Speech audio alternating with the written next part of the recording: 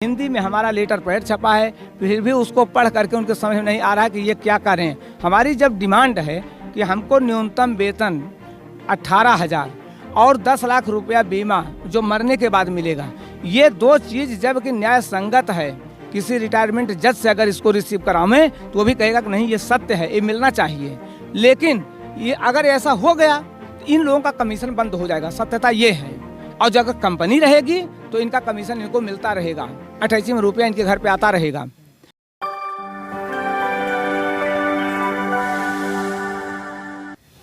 नमस्कार, आदित्य नाम है मेरा और आप यूपी फर्स्ट देख रहे हैं।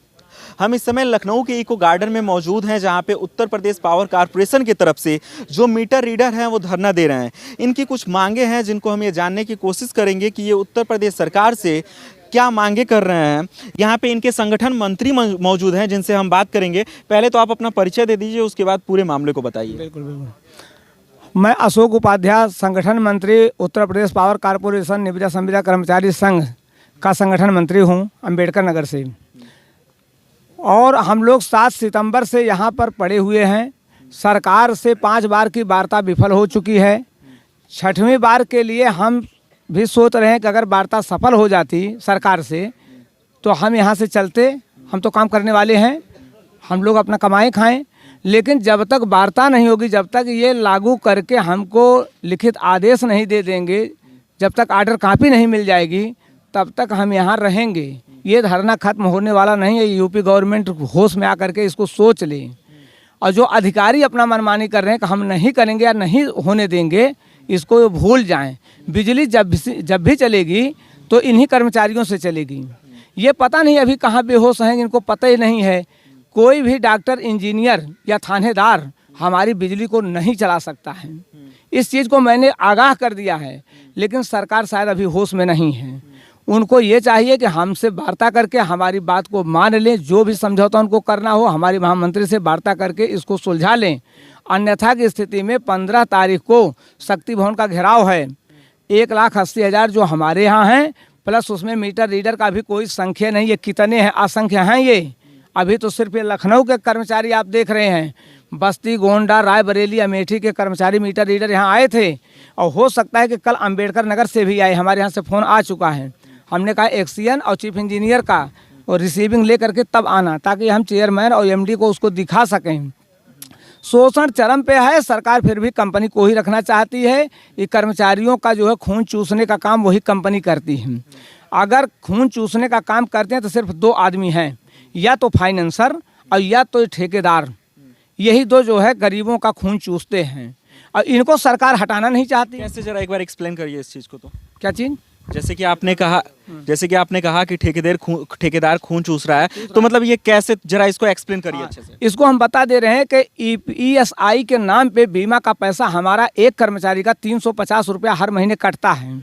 1,80,000 हम कर्मचारी हैं, हमारा कितना पैसा ये ले रहे हैं, लेकिन किसी हॉस्पिटल में इनका एग्रीमेंट नहीं है।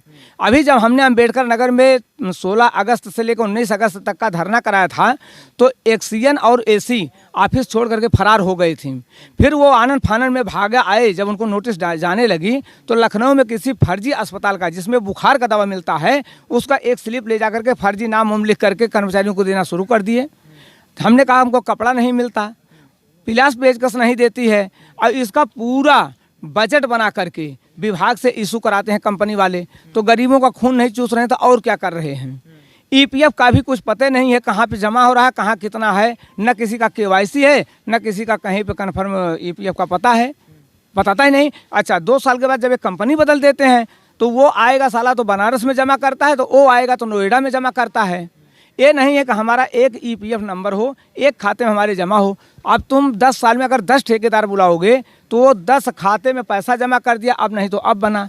पता चला लड़की की शादी करना है, मकान बनाना है, तो पहले वो 10 खाते का पैसा कैसे इकट्ठा कराओ। जानबूझ करके विभाग वाले ऐसा करते हैं, कराते हैं।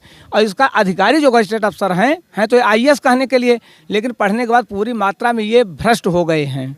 जब ये पोस्ट पे आ गए हैं तो पूरी मात्रा में एकदम भ्रष्ट हो गए हैं। इनको ये नहीं मालूम कि मैं क्या कह रहा हूँ। हिंदी में हमारा लेटर पैड छपा है, फिर भी उसको पढ़ करके उनके समझ में नहीं आ रहा है कि ये क्या करें। हमारी जब डिमांड है कि हमको न्यूनतम वेतन 18,000 और 10 लाख रुपया बीमा जो मरने के बाद मिलेगा। ये दो चीज़ जबकि न्याय संगत है, किसी रिटायरमेंट जज से अगर इसको रिसीव करावें तो वो भी कहेगा कि नहीं ये सत्य है, ये मिलना चाहिए।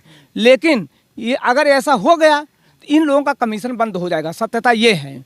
और जब अगर कंपनी रहेगी तो इनका कमीशन इनको मिलता रहेगा, 28 में रुपया इनके घर पे आता रहेगा। कोई भी गजटेड अफसर अगर चाहे तो कंपनी वाले से एक ज़िले से अगर किसी कंपनी को कह दे तो वो 1 लाख रुपया तुरंत कल सुबह 10 बजे ला के इनके घर पे पहुंचा देगा। 75 ज़िले हैं, 75 लाख रुपया इनके लिए 10 मिनट का काम है। और इसीलिए ये चाहते हैं कि यह व्यवस्था खत्म ना हो, ये गरीब ऐसे चिपक करके खंभों पर मरते रहें और हम इनका खून चूसते रहें। मीटर रीडरों की जो ये दयनीय स्थिति में यहाँ आए हैं, ऐसे नहीं आए हैं, इनके साथ इतनी प्रताड़ना हुई, ये इतना मजबूर हो गए। गाली और ना इस्तेमाल करिए आप। उसको बता दीजिए कि वो इनके साथ जो व्यवहार कर रहा है वो क्या करेगा। उसको आदमी काम इनसे कराना है तो उनको पैसा दे दे, पैसा क्यों नहीं दे रहा है। 2 रुपये पर करेंगे, 8 आना करेंगे, 4 आना करेंगे, ये क्या है, ये क्या है। उसको ला करके उनका जितना मजदूरी बनता है उनका पैसा दे दें और ये काम करें। इनका एक फिक्स वेतन होना चाहिए। अब तुम सब मिला करके 8200 8,000 रुपया दे रहे हो और इनका काम करने में 8,000 खत्म हो जा रहा है। जब इनको 100 रुपया नहीं बचेगा तो ये क्या करेंगे, क्यों नौकरी करें, ये नौकरी किस लिए करें, ऐसी नौकरी से क्या फ़ायदा है। तो इसको सुधार वो विभाग वाले आपस में कर लें, अपने कंपनी को समझा लें। कंपनी को देंगे 18 रुपया, इनसे कहेंगे कि हम 1 रुपया 80 पैसा देंगे, ये कौन सी बात है। कितना तुमको कमीशन चाहिए अधिकारियों को देने के लिए, तब ये कमीशन काट करके इनके साथ ऐसा व्यवहार, इनका खून चूस रहे हैं। अच्छा, आप लोग को यहाँ पे धरना देते हुए कितने दिनों का समय गुजर गया है। हम एक बार आए थे 25 जून से 3 जुलाई तक 9 दिन यही इको गार्डन में रह गए। इस सरकार की आप देख लीजिए नीति, यही जगह है, यही स्थान है, 9 दिन यहीं पड़े रह गए। फिर भी ये आश्वासन इनके CMD आए और बहुत बड़ा यहाँ हमारा मंच लगा था। माननीय कौशल किशोर जी सांसद भी आए, हमने उनको अपना संरक्षक बनाया है, इसी सरकार में हैं, लेकिन कुछ नहीं, टाइम फेस। तो आप ही की सरकार में है तो सुन काहे नहीं रहे हैं। अब पता नहीं वो क्यों नहीं सुन रहे हैं, उनकी चल नहीं पा रही, क्या बात है। हमने उनका अपना मालिक बनाया है कुछ सोच समझ के, हालांकि उनकी गलती नहीं, वो बराबर गरीबों मजदूरों का आवाज़ उठाते रहे। और कई बार उन्हें मुख्यमंत्री जी से इस बात को कहा, बिजली मंत्री से कहा। बिजली मंत्री अभी 27 अक्टूबर को जा करके शक्ति भवन में बैठे भी थे, उन्होंने भी कहा हमने PWD का एक हवाला दिया, 22,000 रुपये के लिए यूपी गवर्नमेंट ने ऑर्डर किया है संविदा कर्मियों के लिए। तो बिजली मंत्री भी कहे कि उसी तर्ज पर इनका भी आप लोग कर दीजिए। पहले जो ये लोग कहते थे हम नहीं कर सकते, हम अधिकारी हैं, तो बिजली मंत्री इस बात को कह दिए हैं। उनके कहने के बाद भी आज तक ये लोग आराम से सो रहे हैं। अभी उनको पता नहीं है कि हमें क्या करना है, और कब तक नहीं करेंगे ये हमें नहीं मालूम। हम ऐसे सैकड़ों दिन बीत जाएगा, बैठे रहेंगे। अच्छा, आप लोग की पूरी मांगे क्या है। एक तो 18,000 रुपये सैलरी की, बाकी इसके अलावा आप लोग की क्या मांगे। 10 लाख हमारा बीमा का पैसा है, बाकी ESI है। क्योंकि हमारा जो दवा होना है वो ऐसा नहीं कि XY ABCD किसी हॉस्पिटल में हो जाए। जलने वाला एक हॉस्पिटल अलग होता है, कहीं भी होगा, तो वहाँ पर वो हमारा अगर एग्रीमेंट कराते हैं तो इमरजेंसी में हमारे ESI के नाम पर उस हॉस्पिटल में पैसा जमा करेंगे और 5 लाख रुपए तक का वो हमारी दवा करेगी। ESIC हॉस्पिटल सरोजनी नगर लखनऊ में है, लेकिन अब आप मान लीजिए कि महाराजगंज, गोरखपुर, अम्बेडकर नगर में जो आदमी बिजली की चपेट में आएगा तो इतने जल्द इस हॉस्पिटल में नहीं पहुंचेगा, कहीं ना कहीं हमको पहले उसे दिखाना होगा। तो वहाँ पर भी जो जलने वाले हॉस्पिटल हैं उसमें हमको अगर इनकी सुविधा हो, फैजाबाद में भी अच्छे अच्छे हॉस्पिटल हैं, तो अगर वहाँ पर हमारा पैसा जमा करके वो एग्रीमेंट करवा दें तो पहले बिजली लगने के बाद तत्काल हम उसमें जाएँ, हमें कुछ राहत मिले। यही चीज़ है। ये व्यवस्था चाहे तो विभाग के अधिकारी सुधार दें, लेकिन ये सुधार नहीं पाएंगे, इनके बस का नहीं है। इसलिए इनका कमीशन बंद हो जाएगा, सब बात घुमा करके उसी कमीशन पर है।